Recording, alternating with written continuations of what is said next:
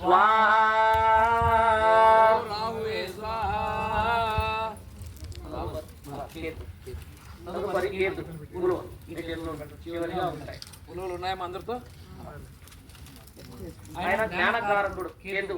మనం బస్టాండ్లో చూస్తుంటాము, ఒకడు బండి ఫుల్ స్పీడ్లో అద్దం ముందే కొట్టుకుపోయాడు, చిరిగిపోయిన బ్రతులు అద్దం చిరిగిపోయాడు. వాళ్ళు కేతు లక్షణాలు ఉంటాయని చెప్పవచ్చు. చిత్రవర్ణం ఈ కేతు కూడా ఆ విధంగా చేస్తున్నాడు. వాళ్ళు 16 సంవత్సరాలు ఎదుగుతున్నాడు. వాళ్ళలో 16 ఏళ్ళ తర్వాత శని వస్తాడు, మళ్ళా పడిపోతాడు వాడు.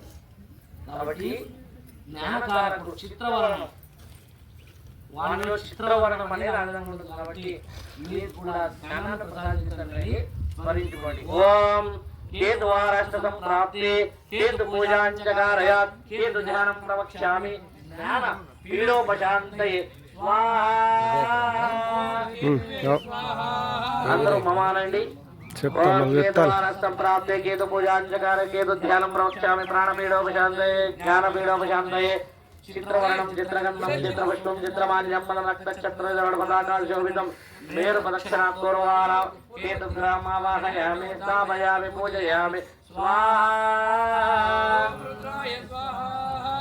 ఓం కేతువారిష్టం ప్రాప్తే కేతు పూజాయ కేతు ధ్యానం ప్రవక్ష్యామి జ్ఞానపీడోపశాంతయే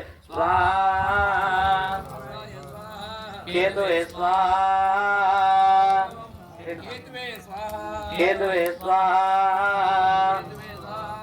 ఓం కేతువారాష్టం ప్రాప్తే కేతు పూజాంచకార కేతు ధ్యానం ప్రవక్ష్యామి జ్ఞానపీడోపశాంతయే స్వాహా.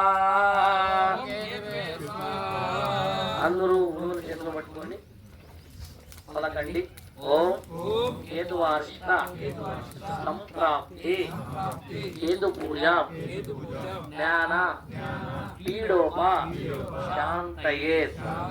మాకు అజ్ఞానాన్ని తొలగించి జ్ఞానాన్ని ప్రసాదించినట్టు కేతు నమస్కారం చేసుకోవాలి. ఎందుకనగా తలలో ఒక సర్పంలో పాములో తలభాగం రాహు ఉంటే కింద భాగం కేతు ఉంటాడు. కాబట్టి మేము ఏదైనా ఎక్కువ దోషం రాహు కేతు వివాహం దోషంలో ఉన్నప్పుడు శ్రీకాళహస్తి వెళ్ళండి.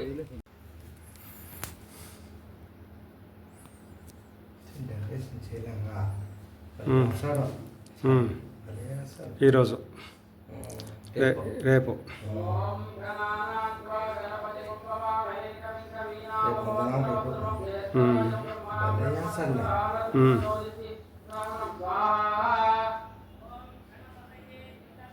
తిరునాళ్ళు బాగా జరుగుతుందిలే. ముందుగా బాగా జరుగుతానండి. రాజకీయాల